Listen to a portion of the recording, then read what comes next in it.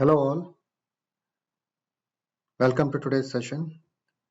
My name is Riyesh Hadari, and in today's session we'll look at enable real-time analytics and machine learning using Azure Stream Analytics. So before we proceed further, just some housekeeping tasks with respect to the free resources or learning resources provided by PAS. Essentially, there are multiple channels using which you can get access to top-notch content on on latest technologies going on around in the data space. You can sign up to either SQL Saturdays, which is kind of um, uh, a full day version of getting to know about all what is the latest and greatest happening in the data world. Apart from that, there are some virtual groups which are run on a monthly basis or so on and so forth. And also the PAS marathon, if you are signed up to receive mails uh, from PAS, then you would even get notified whenever there is a PAS marathon going on, right? Apart from that, if you're interested in volunteering, there are multiple channels using which you can do that. For more information on this, you can obviously log on to pass.org and get more insights into this. Uh, so about me, I am Shreya Shatari, and I have around 16 years of experience setting up data platforms for multiple customers, and also I'm an active speaker in PAS community and local meetups as well.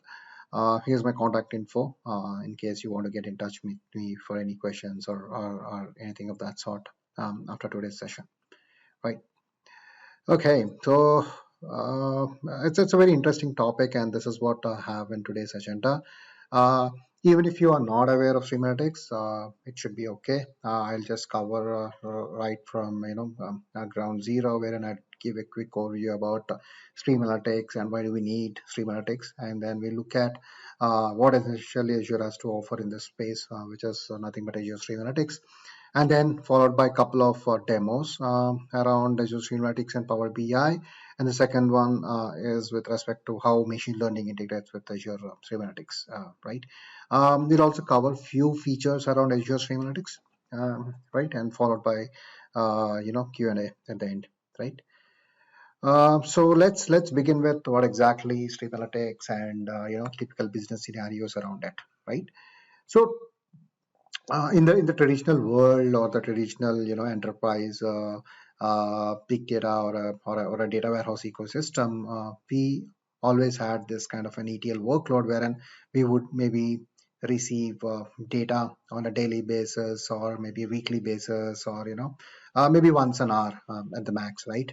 But with the advent of multiple channels of data coming in, like social media feeds or web and clickstream analytics, GPS data feeds, and feeds from sensors and etc. Because of the advent of Internet of Things, multiple mobile devices, and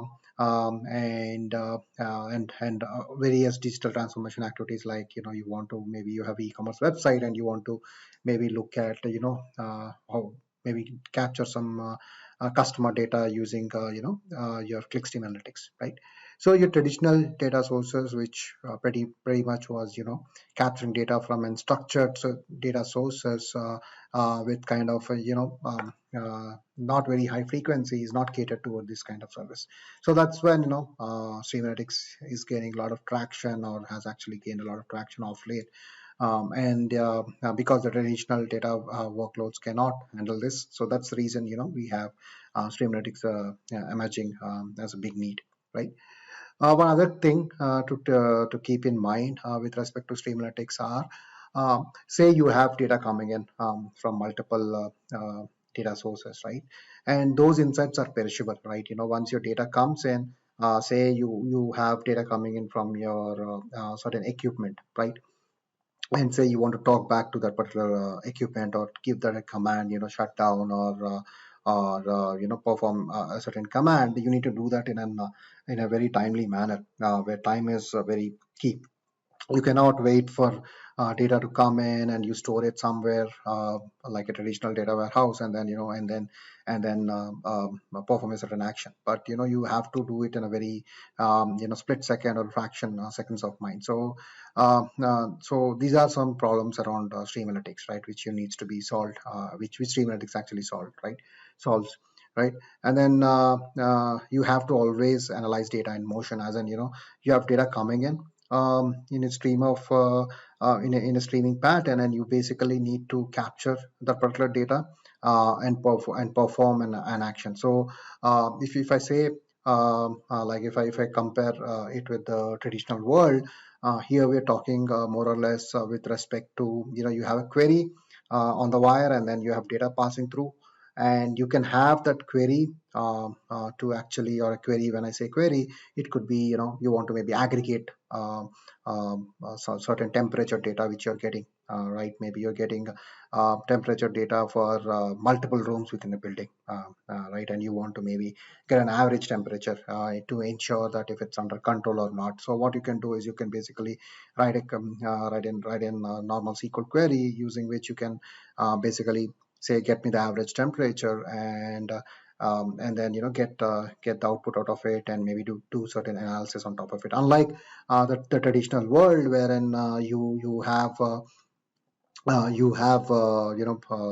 data sorry, you have query going to the data, as in you already have data in your data stores, and then you apply queries on top of it. So that's basically applying queries on the wire. That's what Streamletics essentially does, right. uh, so in a nutshell, what exactly is Azure Stream Analytics? It's basically an event processing engine, right? I don't know. I mean, I think most of you are well versed with SQL, right? Structured query language. So pretty much Azure Stream Analytics is built on top of it, right? Unlike other open source technologies around Stream Analytics, which requires enormous amounts of code to be written in order to enable this capability, but Azure Stream Analytics enables this capability using a simple SQL query language, right? And incoming data could be devices, sensors, websites, and multiple. Even if the certain source system is not supported, there are workarounds using which you can capture the data. I'll cover them during the demo, right? So having said this, let's deep dive into how exactly the stream analytics, or how exactly it works in a nutshell, right. So as I already covered earlier, it's stream analytics is nothing but SQL over stream of data, right. You have data coming in, and how do you apply SQL on top of it. And more importantly, it has very good integration with the overall Azure ecosystem, right. If you look at what I have over here, so if you look at the inputs, reference data, outputs, all of these are out of the box connectors for Azure Stream Analytics, which you can take advantage of. It also supports custom function support, as in if you want to write any certain functions using JavaScript or .NET, you can very well write it. It supports that kind of extensibility over here. Now let's deep dive into each of these areas, right. I mean, so inputs, right. Inputs is nothing but wherein how can Stream Analytics receive the data, right. So if I go to Azure and go to a Stream Analytics job, this is what I get. Like I have to define the input. So my input could be either an event hub. This could be it's kind of a buffer wherein it decouples your source with the Stream Analytics job. Essentially, it's kind of a buffer where you can retain the data while the data is coming in, right. And then you have IoT hub, as I mentioned earlier. This is more with respect to getting data from your devices, sensors, etc. And third option is either, if you want, you can instead of using these two, you can actually store the data in an Azure data lake or a blob storage, and use that as one of the inputs, right. When I say reference data, so to take an example, say if I'm performing a stream analytics scenario for a predictive analytics scenario, right, where I want to store machine data in a repository. So that's when I can maybe use Azure SQL database or Azure Data Lake, wherein I should store all the metadata of the machine, how many machines I have, when was it purchased. If I want to store some static data, I can use these, which don't change, right. So you can basically couple this, or join this input data and reference data, and build your queries on top of it. I'll come to this job query later. Then you have inputs, you have reference data coming in, then you have your job which actually processes the data, and then you have your outputs. So once your query or SQL Stream Analytics or Azure Stream Analytics rather, it once it processes the query, you can define your output to be either of these. Power BI, which is actually a very strong use case, which I'll be demoing in a while. When you get the data, if you want to find certain anomalies or if you want to see what's going on with your data, you can get real-time insights using Power BI, where you can analyze and take some insights and perform the next action on top of it. Apart from that, you can even get the data to SQL DB, Cosmos DB, Synapse, and the list is going on, growing even further, right? So on the actual query which I was talking some time back, this is what happens, right? Say here, this is just an example query which I'm taking, wherein what I'm doing essentially is I will define my input. So for that input, I would maybe define an uh, Elias name. So that is nothing but Twitter stream. That could be my input. Right? Maybe I want to analyze certain stream of Twitter data. I could maybe define my input using Event Hub and call that as an Twitter stream. So that will be my input data. Right? That there I could get the count of the tweets I'm getting in and stuff like that. Right? Similarly, any one of these outputs over here, I can define them to be an alias of stream output, right? Once I do that, you can easily apply, like say, with Stream Analytics, windowing is a very common concept because it's say if I want to perform a sentiment on a certain product, right, or or a tweet for that matter, right? If it's a good tweet, I mean, or a bad tweet, or like is it a positive sentiment or a negative sentiment, and so on and so forth. Maybe I would like to aggregate the data and analyze it over a period of time. So maybe I would want to look at the tweet every 10 seconds. I want to aggregate the data based on the time zone and get my query written on top of it. So all those things are supported very easily in Stream Analytics. So this is the fundamental structure of how Azure Stream Analytics looks like. Um, and then just an extension of what we were talking in the previous slide. So here you have your devices and gateway. So in this scenario, you'll use an IoT hub.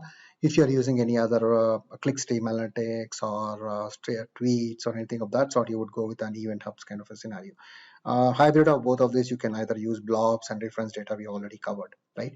So this you input to Stream Analytics, and one beautiful aspect about this is you can actually develop an machine learning web service. It's out of the scope of this particular section over here, but basically you can create an Azure machine learning experiment within your Azure Machine Learning Studio, deploy it as a web service, and actually call that particular web service. You can pass the inputs within your Stream Analytics query. You can call it as a user-defined function. I have a demo for this also later on, but basically, essentially, what I'm trying to say here is instead of writing that query, you can actually use a user-defined function, call this particular Azure Machine Learning Web Service, pass your inputs, and receive the output out of it, right? And once you receive that output, you can actually again pass it down to any of this output. So essentially, it's an end-to-end cycle, right? I mean, right from event production to your event queuing and stream ingestions to up to presentation and action. So it takes care of all of this. Now, this is a very interesting slide, right? I think most of you might heard about this Lambda architecture, right? So where does Stream Analytics fit in over here, right? So this is where you have this Stream Analytics coming into picture, wherein in the traditionally you had this batch layer, wherein you were doing typical data warehouses, but now with Stream Analytics you can have this speed layer. Maybe I would want to capture the insights and pass that onto a Power BI dashboard. So this could be my speed layer wherein I'm directly analyzing my real-time data, right? Another option, you can basically dump this data into an Synapse Analytics or Azure SQL database over here and tie in your batch data with this, and then later on use it to derive better insights. So this is where it actually fits in overall in a Lambda architecture. If you look at how Stream Analytics fits into the overall existing data warehouse landscape. So with this, let's go ahead and look at one of the key scenarios of Stream Analytics, wherein what we'll do is I'll use an I'll use an simulator wherein it will generate certain data. So essentially, there could be some scenarios where you want to maybe do some fraud analytics, right? So this just to give you an overview of this particular scenario, I have some this application, random application, which actually generates a set of telephone numbers across different geographies. Switch numbers define which geography it is in North America, Australia, China, or which geography, and then call record time, when was the call initiated, the timestamp of the call. Calling number is what is the origination of that number, like what's the phone number. Calling IMSI, which actually uniquely identifies that particular number around the world. Right, and called number is which number it was called to, and call number again, this uniquely identifies the destination phone number to which it was called. So essentially, what I'm trying to do over here is, say if you're getting yeah, a phone call with for in two different regions from the same number, right? Like if you're getting the same phone call with different switch numbers, then it identifies that you cannot be calling from the same number, with in two different geographies within a span of maybe 1 second or a 2 second, right? Then we identify that as a fraudulent call for the sake of the scenario, right? So what I'm doing is, for this particular scenario, I'll be inputting the data to Event Hub, and from that Event Hub, I would be inputting the data to Azure Streamlabs, and then from there, I would be getting the data into a real-time dashboard. So here in the real-time dashboard, what I'll do is, as and when my data is coming in, I would count the number of fraud calls I'm receiving, right, over a period of time, and also I'll count the call count by region, right? How many calls I'm receiving per region. So just for the sake of counting how many calls you have received for region. So let's go. I'll go to the Azure portal now.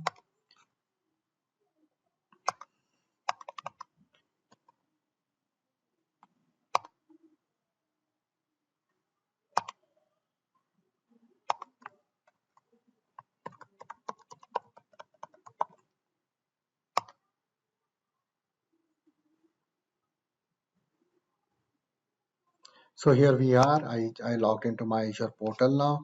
Say to begin with, we were talking about this random application. So this is my application over here. So for this application, so what essentially I need to do is, I need to basically define the Event Hub name and also the key. So let's see how we can create those things. So this is an simulation device, so wherein it generates all this. So essentially, I need to give for that simulation device where do I need to send the data, right? I mean, I need to, for this application over here, I need to, for the simulation device, I need to tell you need to send this data to this particular Event Hub namespace, and also the connection string, right? So how we can do that is, we can actually go to Azure portal. So in order to create an Event Hub, first we need to create an Event Hub namespace. So let's search for Event Hub. So here I get an Event Hub.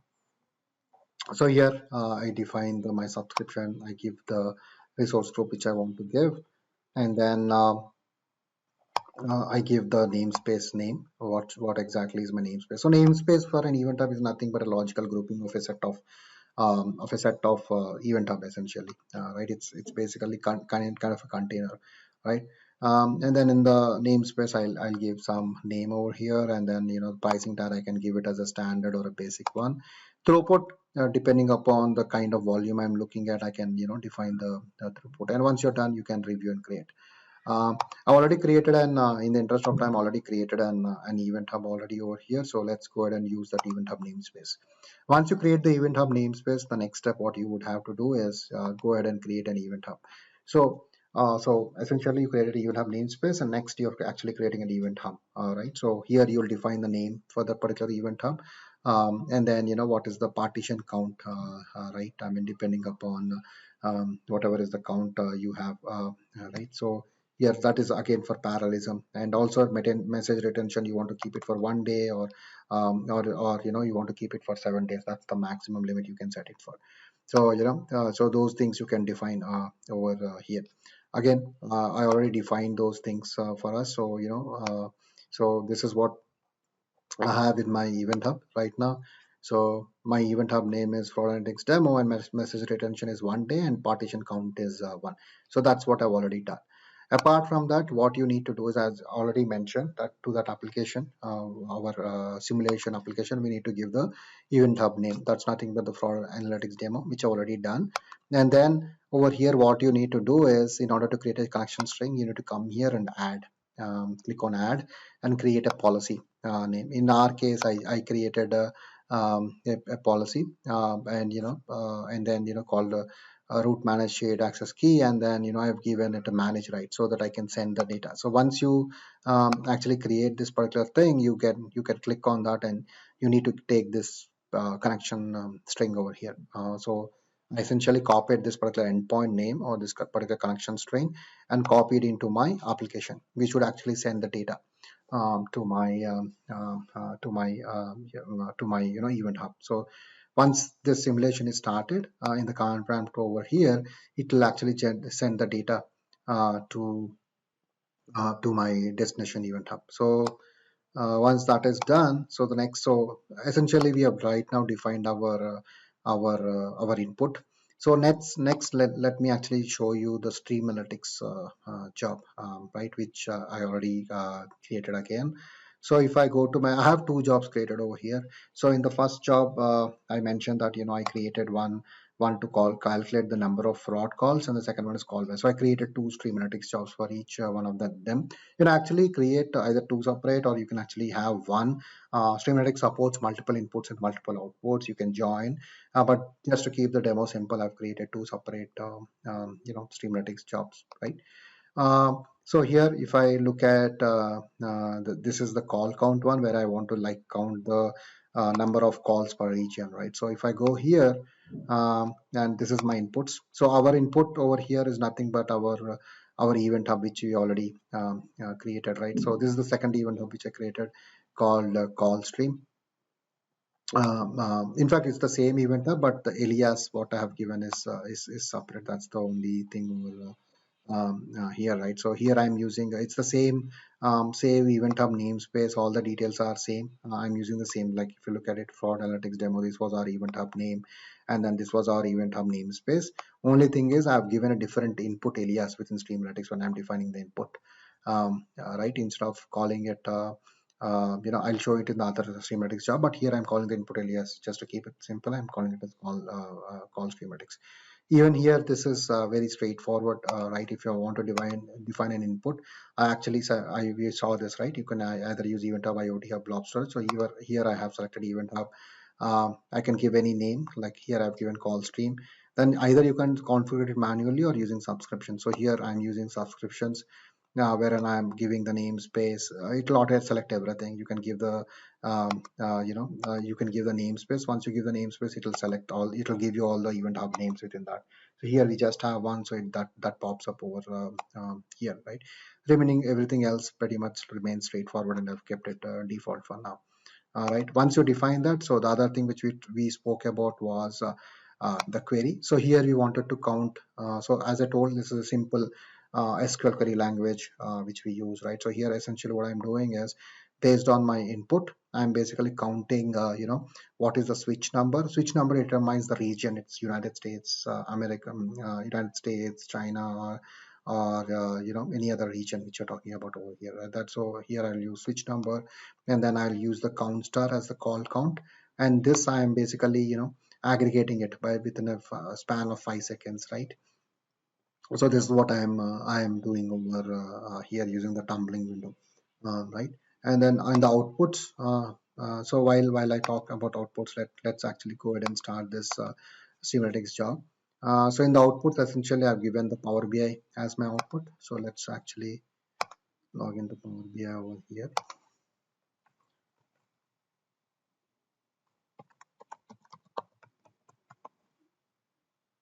Yeah, so I've just logged into my Azure portal over here. So it goes on to Power BI over here. So Power BI, let me log into my Power BI login.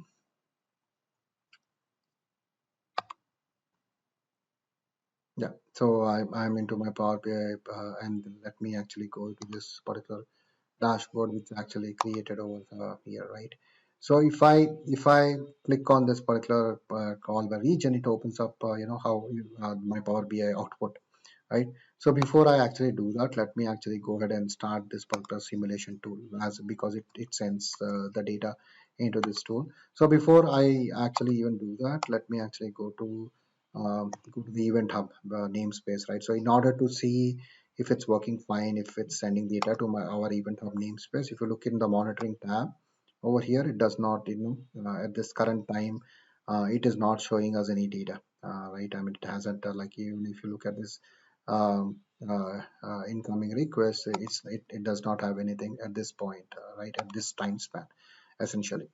So if I go to this particular thing and I start this simulation, it will start generating data within the current time which we are in right now at 7:45. Maybe we are at some, over here. It will send it will start sending us some data over here within these incoming requests within these time zones. So let me go ahead and start.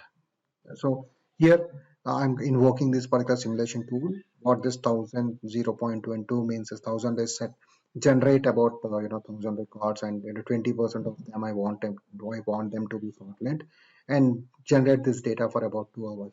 All right, I can even stop this in between, but these are just the parameters, not so important for this context. But yeah, so this is how it's actually. So all this data will right now actually be shown in our demo over here. Like, it will show up as and when I refresh this over here. See, all this was vacant. We are not getting any data or spikes over here. But as and when we refresh the data, it'll start pulling up, that as and when it's capturing the data over here. So if you see here, you can see this particular 8:15. It's actually showing some data. So as and when it generates more and more data, we'll see more and more spikes over there. All right. So this is the data. It comes up to our input layer, or up to our event hub namespace. Now, in order for us to generate this data further into our Power BI, what we need to do is we need to actually go to our. So let's revisit this monitoring tool. As and when more data comes in, it actually it increase the spike. But now let's go ahead and look at our Streamletics job. What's happening over there? So now we had two schematics job. One was the call count, and then the second one was where we wanted to get the fraudulent call. So this was the second schematics job I was talking about. So here again, I have my inputs defined, which is pretty much the same event hub which we are using. And in the query part, this is my query to get call made from the same caller two phones which are in different locations, right? So from the same caller, two different locations. So this we are capturing, and that over a period of 5 seconds, and that's what we are trying to achieve over here. So this is the query over for that, wherein we are basically capturing or joining the data. So if you look at it, how simple it is, you can just use the normal self-join kind of queries over here, and get the intended behavior what we want. The schematics, as and when data is coming in, it will actually apply all that to the input and pass it down to the output. So essentially here I'm passing it into an stream analytics output. So this essentially becomes my Power BI data set, right? If I go to that particular area, it'll actually show me like once I click on this particular test selected query, or test this particular output, it actually shows me. So here if I go to my output, so as I told you, here if I go here, how I can add Power BI is I can come here, come to add, and if I click on Power BI, I can define my output. So once I do that, I can click on authorize, and here again I give my credentials, my same Azure subscription credentials. And once I do that, it actually opens up my Power BI details over here, wherein I can define my output alias, and I can give my workspace data set name. So here I have given Stream Analytics output as my so here are all the details, right, which I have defined. Actually, this is my data set name, call stream output, and then for analytics, and table name is that, and stuff. So what happens essentially is, so if you recall in the query, I use Stream Analytics output as my output. So essentially I told that whatever output you're getting for the fraudulent calls, put it in this as the output, and this call stream output is my data set name within Power BI. So once your data starts coming in, it actually repopulates those data sets name. So first data set name was to get the call stream output, the second data set for the count of the calls, that was call count, sorry, right? So if I go to that particular area, it gives me the call count. So here the second output which I was using over here, so this is my second data set essentially. So if I go to calls by region, so call count by region, that is my second data set, right? Now let's quickly go ahead and check our event hub. Let's go to the event hub namespace and try to monitor what's happening over here. So as I mentioned, so this is where you have this data spike coming in, where our event hub input is receiving the data. Now we still do not, we still see some data with respect to our the call count, which was my run which I done before this particular demo. But for Netrons, it's still blank. We are not getting any data. So the reason for that is we haven't started our stream analytics job. So essentially, this is one very important aspect of it, right? So what you can do is once your stream analytics input output and the query are defined, the next step for us is to start that particular stream analytics. So these are your options wherein you can start the stream analytics job right now, or you can define a custom window when you want schematics job to be started, right? So here I'm starting this particular job, right? Same like what I'll do is I'll start for my my other schematics job as well. So once I start this job, what happens is this starts processing, right? And your status over here, which from stop, it will be changing to started by starting essentially, and then it changes to running, and that's when you would see data refreshing over here in this particular dashboard, right? So here you'll have the fraudulent data coming in for this particular dashboard, right? One other few aspects around this. So this is where I'll cover the machine learning part, where as I mentioned, you can define user-defined functions over here. So this is what we will be doing in that area over there. Apart from that, you can always define your alerts over here. You can you can define your alert rules. You can do your monitoring, alerting, all those things over here very easily. You can define your event ordering, error policy. All those things are supported out of the box. Sorry, for ESC. If you look at it, as and when the data is coming in, the dashboard is refreshing on the fly, right? I mean, let's wait for a second and how this is behaving over here. Like say if I see here, so this we are getting a fraudulent data now. Real time, it's actually look at it's actually getting the number of fraudulent calls for us over a period of time stamp, right? All that is happening live. So here you can actually monitor the count and all the number of calls you're receiving per region. Even that gets refreshed on the fly, right? So moving on, let's go ahead and look at the other scenario, which is around stream analytics, right?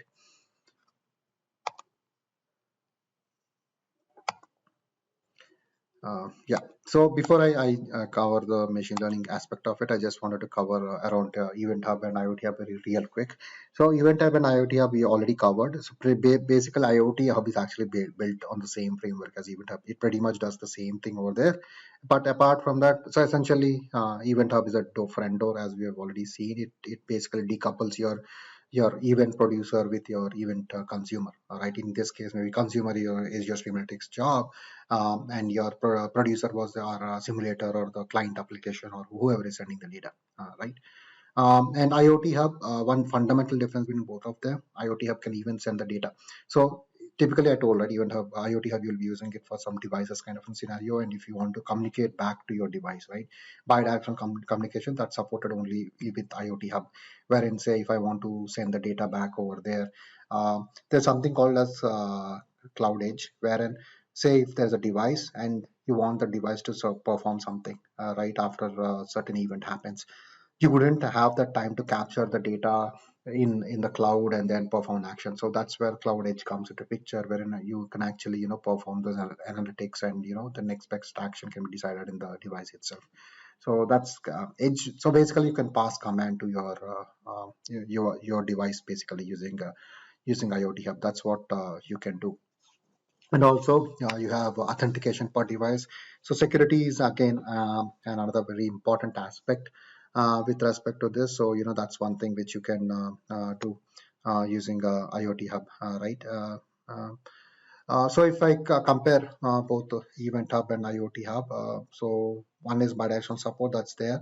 Second thing is device security, and then some differentiation around protocols. So IoT Hub supports up to 3 protocols right now, and Event Hub supports only 2, right? So what is supported across this is not just for IoT or Event Hub, but that's this is across Streamletics. So these are the operating system platforms which Streamletics is supported in. It is supported in Windows, Android, and iOS, and in fact even Linux and embedded systems as well. And with respect to protocols, it supports to HTTPS, AMQP, and MQTT. I believe your Event Hub supports HTTP and AMQP. It does not support MQTT, whereas IoT Hub supports all three along with MQTT with WebSockets, etc. Right? From a language extensibility standpoint, both Streamletics supports your .NET, Java, Node.js, Python, and Go. You can use any one of these languages to extend the functionality.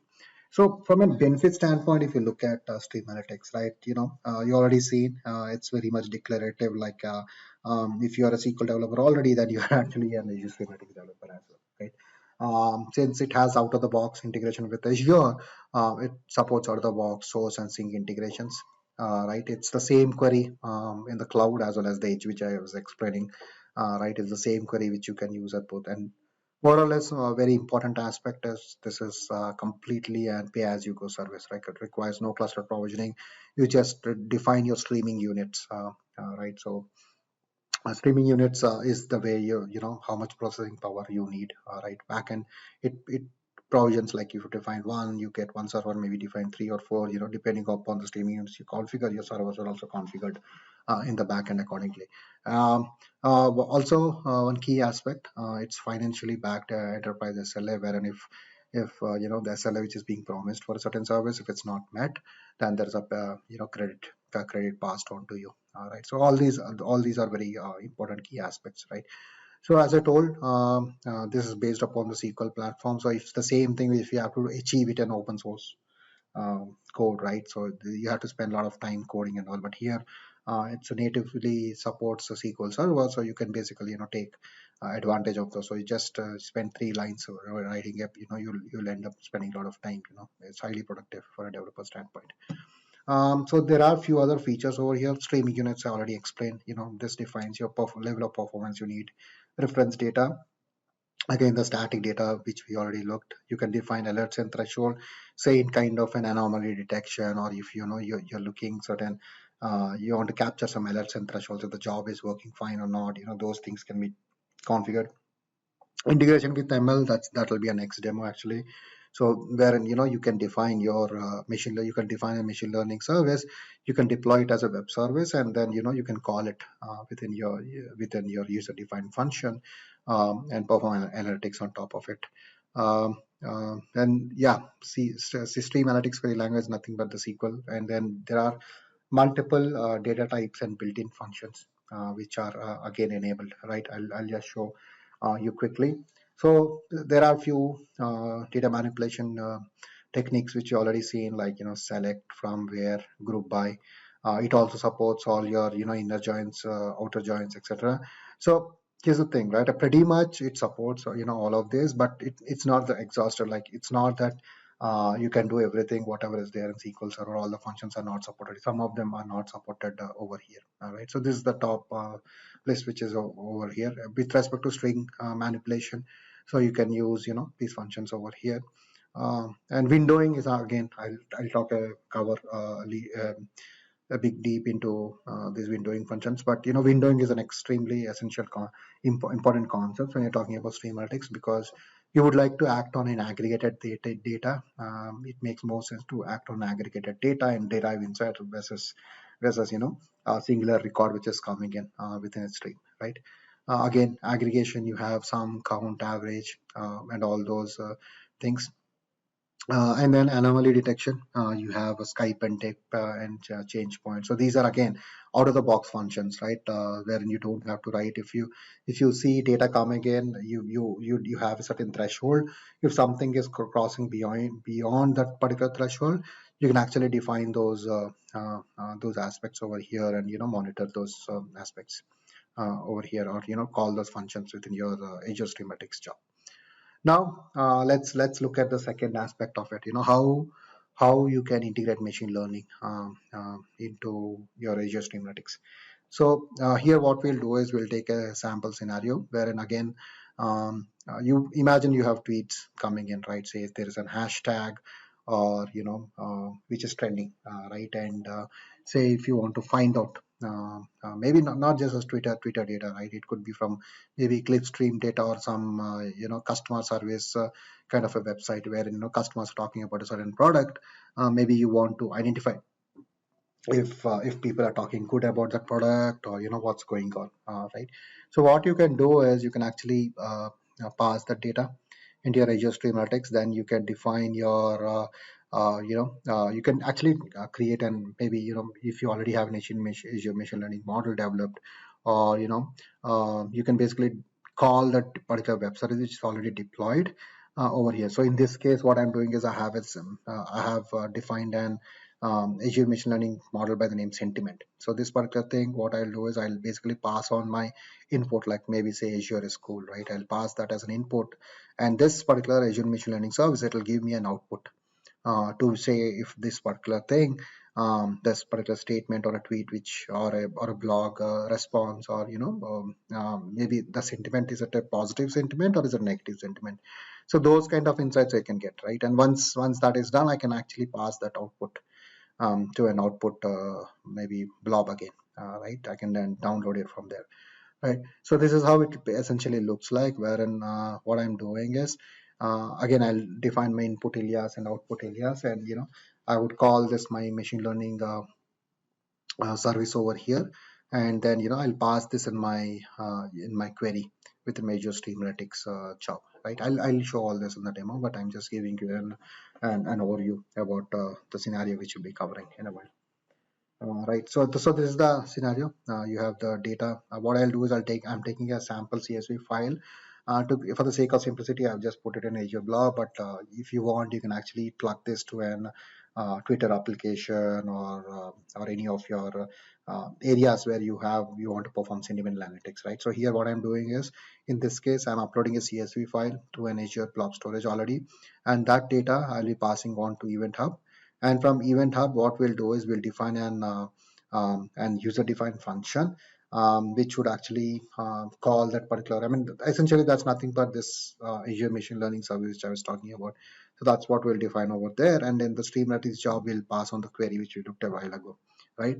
And from that, we'll get the output, and we'll store that output in the Azure Blob storage, right? So let's jump quickly onto the demo. Yeah, so I think our Power BI dashboard is still refreshing as we speak. So yeah, let's me go ahead to the second scenario. So here, let me go to this. So this is the second. I just organized both of them into separate resource groups. So here, let's go to this Azure ML Stream Analytics demo. So this is the second. So here, as I was mentioning, so this is my blob storage, wherein I defined a container, and in that particular blob storage, I have two containers, one for the input and the second one for the output. So in the input, if you look at it, I have a sample CSV file where I'm just passing very simple data, right? I'm just passing, Azure is cool, code analytics rocks. I hate going to gym, right? I'm just keeping it very simple. Wherein we are just passing out, what could be the sentiment of this. This might be positive, this might be positive, and we want this to be negative. Or it won't say positive or negative, but it'll actually show you the score. If it's about 0.5 of a probability of over about 1, if it's above 0.5, then it's positive. If it's below 0.5, then it's kind of negative. All right, so that's what we want to achieve. So this is my input data which I'm passing to my Azure Streamletics job. So let's go ahead and actually look at the Streamletics job, what we have over there. Right. So let's go to this Stream Analytics job. So yeah, so this is our Stream Analytics job. So before I get onto the Stream Analytics job, so again the same thing what we looked in the previous demo, right? We have an input, we have a query where we define our query which I showed you over here, and then the output, right? In input is nothing but the blob storage which I showed you, and then the container was the Twitter inputs. The same here. Here what I'm doing is the same blob storage, but here I'm using a different container. All right. So these are my input and output aliases. Right. So this is what I'll use in my query. If you look at it, right, I'm just using Twitter inputs as my input alias and the sentiment output as my output alias, right? Apart from that, one very key important aspect which so I have this Azure Machine Learning service over here, which was predefined. So what I did is I basically ran it, and it was available in the Azure Classic Studio, and I basically deployed this particular web service over here. And once I deploy this particular web service, it gets deployed over there, and if you want, you can even test it over here, and here I downloaded this particular worksheet. So this provided me the keys, which to basically, essentially in a nutshell, what I'm doing is, to keep it very simple, I'm essentially calling this particular machine learning, right? This essentially I define an machine learning model, and this particular model or this particular experiment, whatever is there, I'm essentially calling that particular experiment which was already created, and I'm calling that within my Azure Stream Analytics job within the using the user defined function. So here, if you look at it, if I open this particular worksheet, it shows me the key, right? Whatever I have. So here it shows me the web service URL, the deployed Azure Machine Learning web service URL, and the access key. So these two details I need to give it in my user-defined function so that I could invoke this particular web service, Azure Machine Learning web service. So once I go to this particular Stream Analytics job again, so here if I go to my user-defined function, so this is the, as I said, so there are multiple ways you can actually call this. So here in our case, we are using Azure Machine Learning Studio Classic version, so I'm just using this particular version.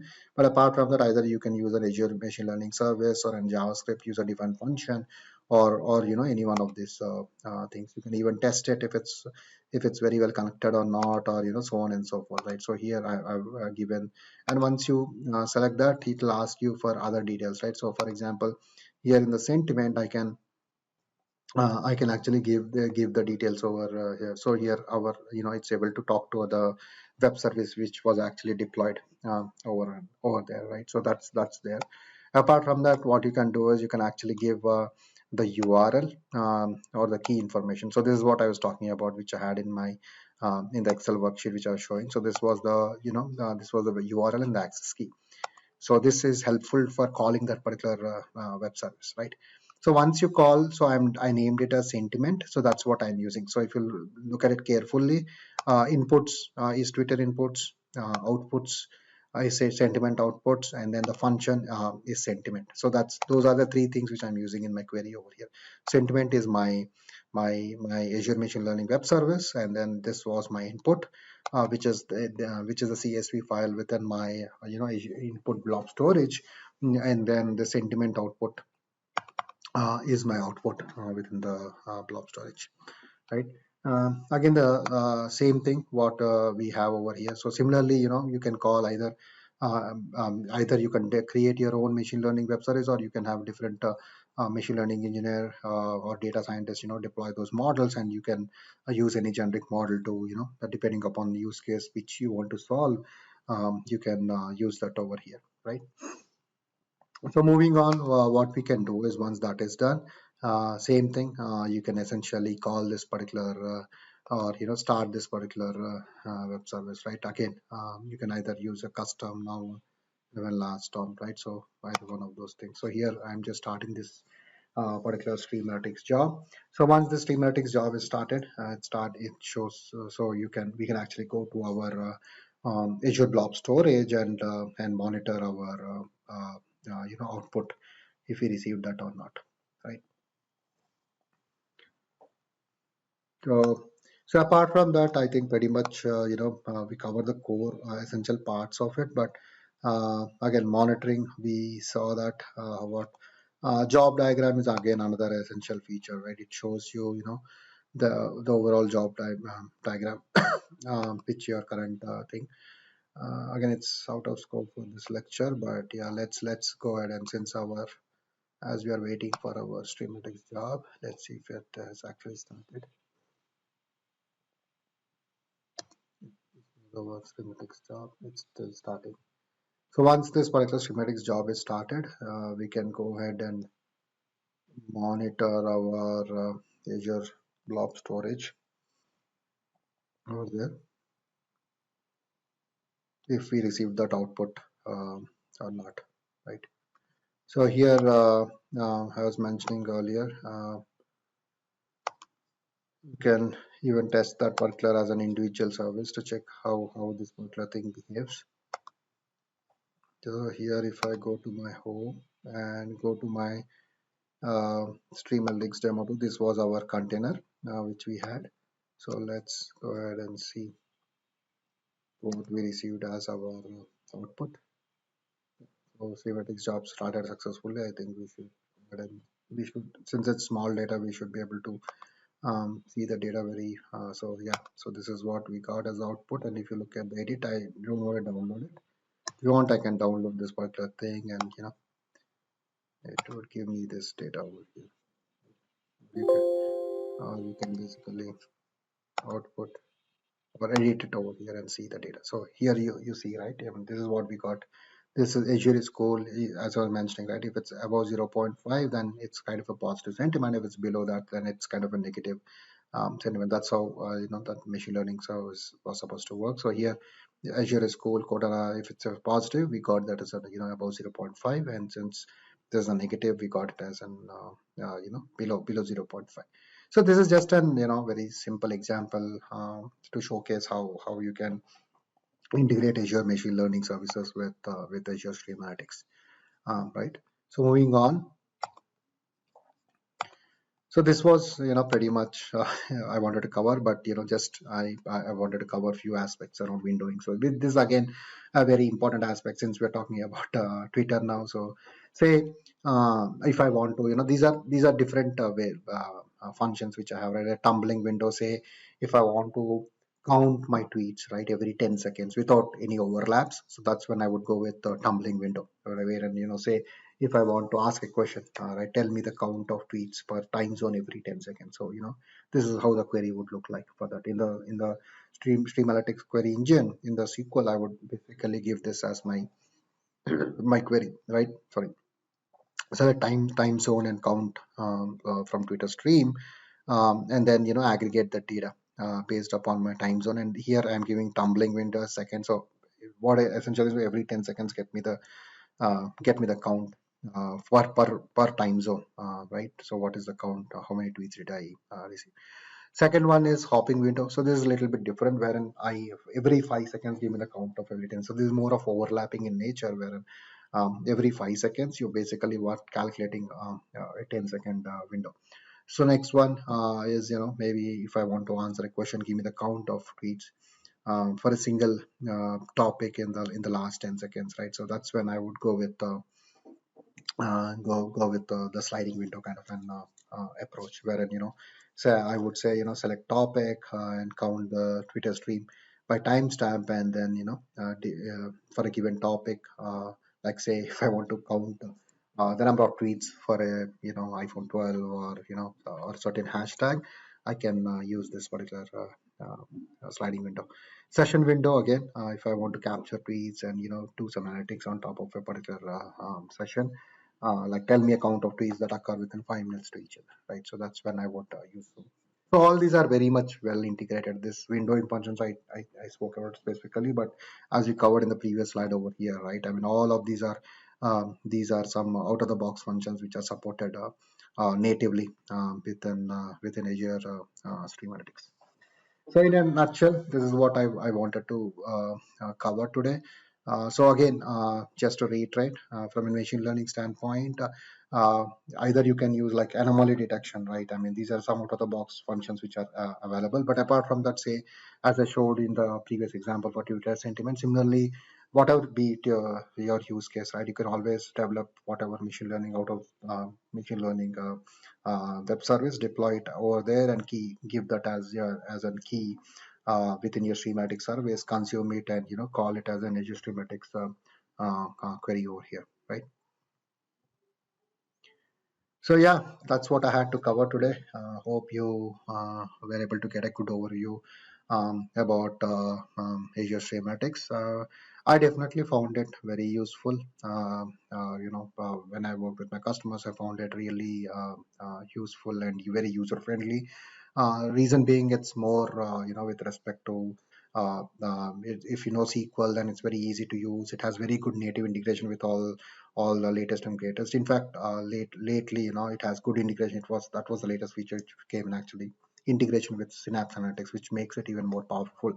Wherein this Lambda architecture ties in very well, wherein you can get your batch data, your stream analytics data, and you can do wonderful things. Obviously, Cosmos DB, and one other thing, not only just the machine learning functions, but you can in fact trigger an Azure function and have your own custom logic to maybe take the next best action based upon the inputs which you're getting from your streamatics query, right? So that's about it, guys. So here are my details. Thank you for joining this session. And I know virtually things are hard, but we all are on the same boat. And hope you enjoy the session. Thank you. Thanks a lot. Bye.